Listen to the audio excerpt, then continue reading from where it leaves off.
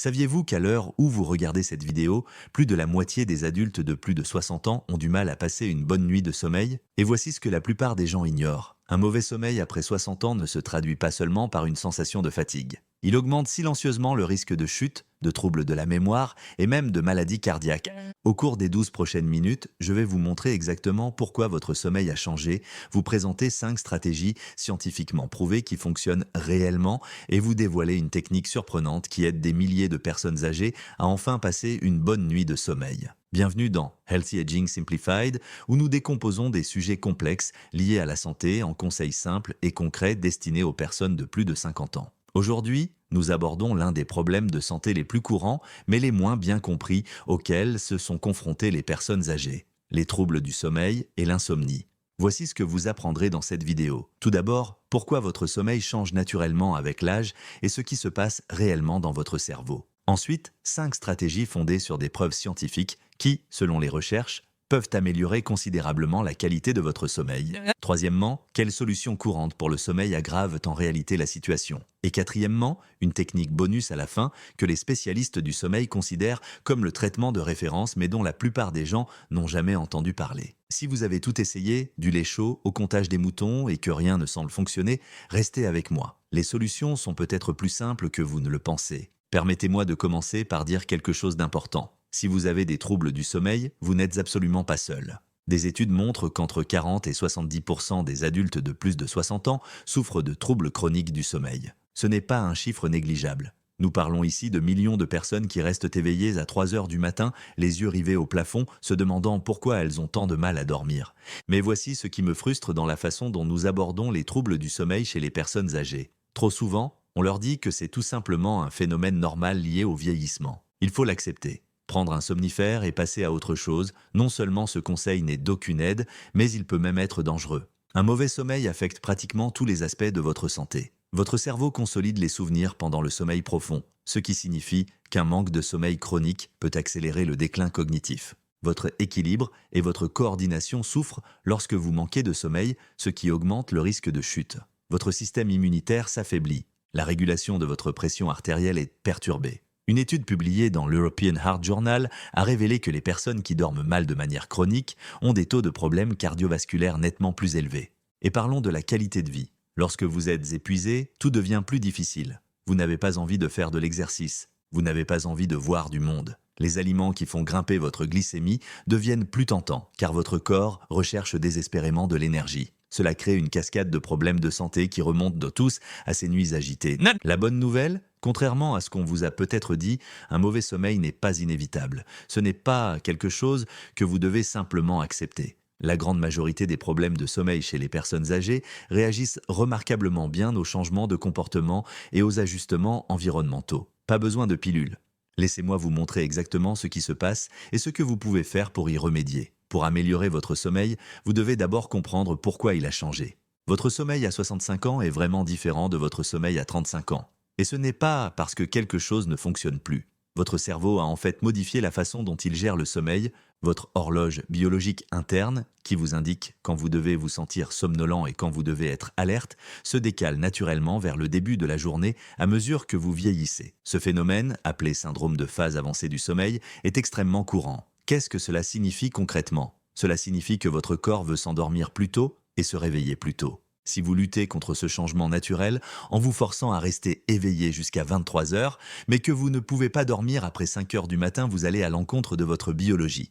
Beaucoup de gens interprètent le réveil précoce comme de l'insomnie, alors qu'il s'agit en fait de leur corps qui suit son nouvel horaire. Le problème n'est pas que vous vous réveillez tôt, mais que vous ne vous couchez pas assez tôt pour vous y adapter. La mélatonine est l'hormone qui signale à votre corps qu'il est temps de dormir. Après 60 ans, votre cerveau en produit naturellement moins. Pas beaucoup moins, mais suffisamment pour que vous mettiez plus de temps à vous endormir. C'est pourquoi de nombreuses personnes âgées constatent que le temps entre le moment où elles se couchent et celui où elles s'endorment passe de 10 à 30 minutes, voire plus. Cette réduction de la mélatonine rend également votre sommeil plus léger dans l'ensemble, ce qui nous amène au troisième facteur. Le sommeil n'est pas un état uniforme. Il passe par différentes phases, notamment le sommeil léger, le sommeil profond et le sommeil paradoxal. Le sommeil profond est la phase la plus réparatrice, celle pendant laquelle votre corps répare les tissus et votre cerveau consolide les souvenirs. Voici ce que montrent les recherches. Après 60 ans, vous passez naturellement moins de temps en sommeil profond et plus de temps en phase de sommeil plus léger. Cela signifie que vous êtes plus facilement réveillé par les bruits,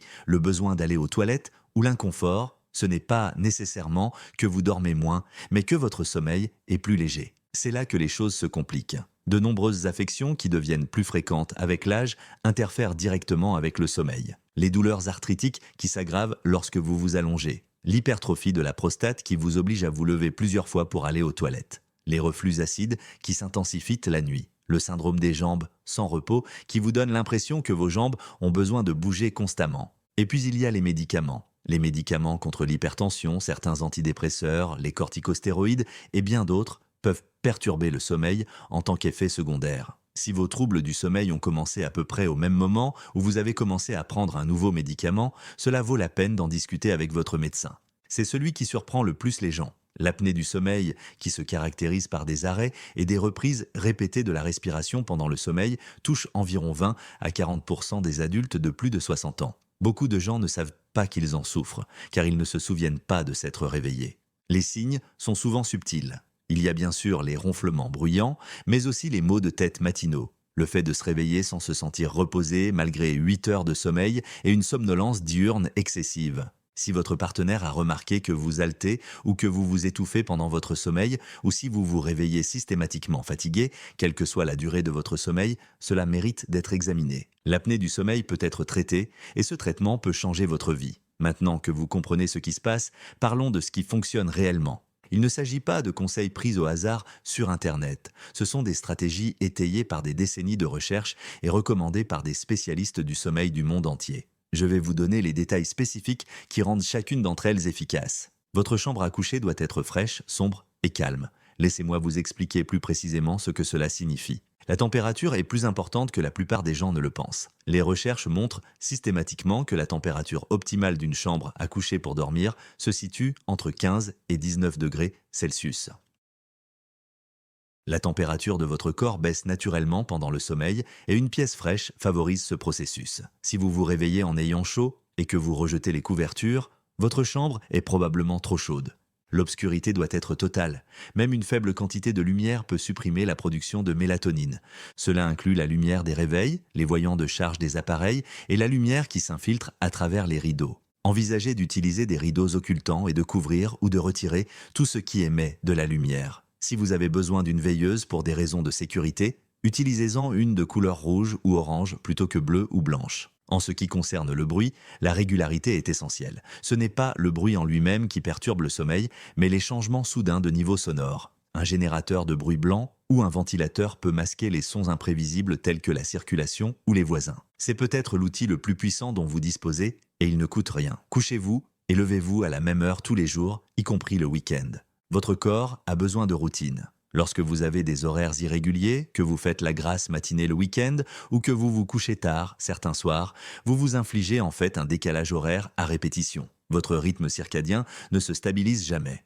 Voici l'approche spécifique. Choisissez une heure de réveil qui convient à votre mode de vie et respectez-la scrupuleusement. Si vous choisissez 6h30, levez-vous à 6h30 tous les jours, quelle que soit la qualité de votre sommeil. Oui, cela signifie que certaines matinées seront difficiles au début, mais au bout de 2 à 3 semaines, votre corps commencera naturellement à ressentir le sommeil à l'heure appropriée. Et vous vous souvenez de ce que j'ai dit à propos de la phase de sommeil avancé? Si vous vous réveillez naturellement à 5 ou 6 heures du matin, ne luttez pas contre cela. Avancez plutôt votre heure de coucher. 9 heures pourrait devenir votre nouvelle heure normale et il n'y a rien de mal à cela. Cette stratégie agit directement sur votre rythme circadien. L'exposition à une lumière vive le matin indique à votre cerveau que le jour est arrivé, ce qui aide à réguler l'ensemble de votre cycle veille-sommeil. Dans l'heure qui suit votre réveil, passez au moins 20 à 30 minutes dans une lumière vive. La lumière naturelle du soleil est la meilleure, même par temps nuageux, la lumière extérieure est beaucoup plus vive que l'éclairage intérieur. S'il n'est pas possible de sortir, asseyez-vous près d'une fenêtre ensoleillée ou envisagez d'utiliser une lampe de luminothérapie conçue à cet effet. Cette exposition à la lumière du matin a 2 effets importants.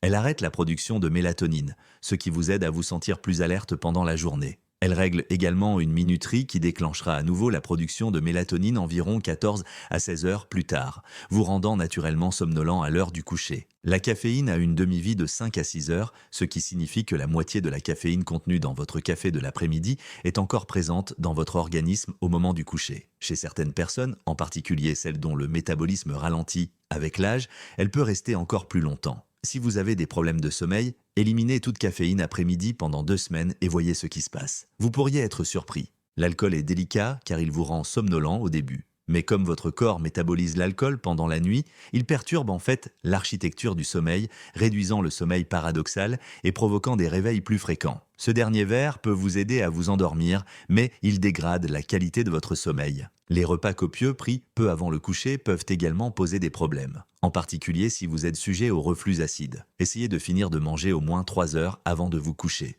Cela peut sembler contre-intuitif, mais c'est essentiel. De nombreuses personnes souffrant d'insomnie réagissent en passant plus de temps au lit, pensant que si elles restent allongées suffisamment longtemps, elles finiront par s'endormir. Cela ne fait en réalité qu'aggraver l'insomnie. Votre cerveau apprend par association. Lorsque vous passez des heures allongées dans votre lit sans dormir, votre cerveau commence à associer le lit à l'éveil et à la frustration plutôt qu'au sommeil. C'est ce qu'on appelle l'éveil conditionné.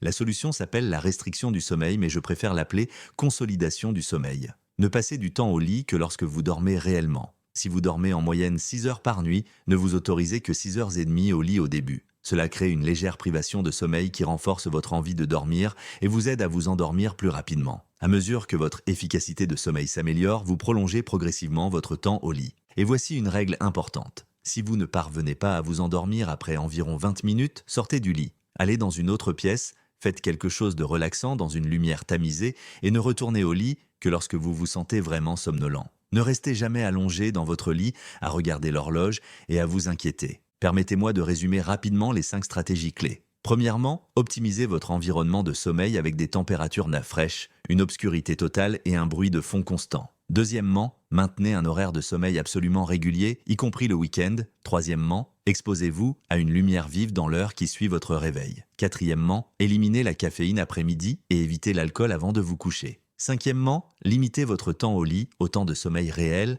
et levez-vous si vous n'arrivez pas à dormir. Voici maintenant le bonus que je vous avais promis, et c'est important. Tout ce que je viens de décrire fait en fait partie d'une approche thérapeutique structurée appelée thérapie cognitivo-comportementale pour l'insomnie, ou TCCI en abrégé. De nombreuses études, y compris des essais cliniques à grande échelle, ont montré que la TCCI est plus efficace que les somnifères pour traiter l'insomnie chronique et que ses bienfaits persistent longtemps après la fin du traitement. L'American College of Physicians recommande désormais la TCCI comme traitement de première intention pour l'insomnie chronique, avant les médicaments. Pourtant, la plupart des gens n'en ont jamais entendu parler. La TCCI agit à la fois sur les facteurs comportementaux dont nous avons parlé et sur les schémas de pensée qui perpétuent l'insomnie. L'inquiétude que vous ressentez à l'approche de l'heure du coucher, la frustration lorsque vous n'arrivez pas à dormir, l'anxiété liée à la fatigue que vous ressentirez le lendemain, toutes ces pensées aggravent l'insomnie. La TCCI vous apprend à briser ce cercle vicieux. Vous pouvez accéder à la TCCI par l'intermédiaire de spécialistes du sommeil,